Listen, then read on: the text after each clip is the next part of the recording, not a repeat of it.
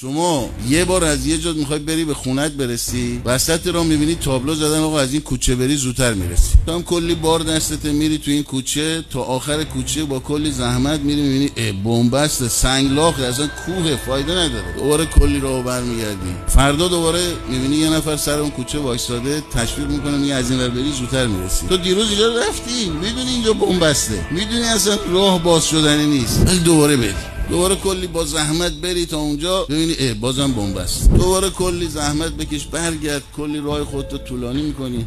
بار سوم دوباره میای رد میشی میبینی دو نفر وایسادن تشویقت میکنن، مثل اون گربه نره و روبای مکار، هی تشویق میکنن میگن تو از این ور برو پینیکیو اگه از اینجا بریم. دوباره رفتی راه دیدی بنبسته، دوباره تا ته کوچه بری اینجا دیگه چند نفر بریزن بزنن یه فاس کتکت هم بزن. باز دوباره آشولاش برگردی. روز پنجم دوباره میبینی چند نفر وایسادن هی تشویق میکنن میگن اگه اینجا بری دلار اینجوری میشه، نمیدونم امکانات اونجوری میشه، تحریما برداشته میشه، از این کوچه برو زودتر میرسی. حالا تو زن و بچه‌م همراه تو که رفتی چند بار دیدی بنبسته، اونجا رفتی یه دفعه از کتکم خوردی، بازم برداری خانواده دارم ببری اونجا، هیچی دیگه. آدمای بی سر و پای اونجا. خب دیگه بار ششم یارو میگه آقا این کار تو عاقلانه نیست، این شرافتمندانه نیست، تو کشور رو برداری دو دستی تقدیم بکنی کو بلا بیاره سرش.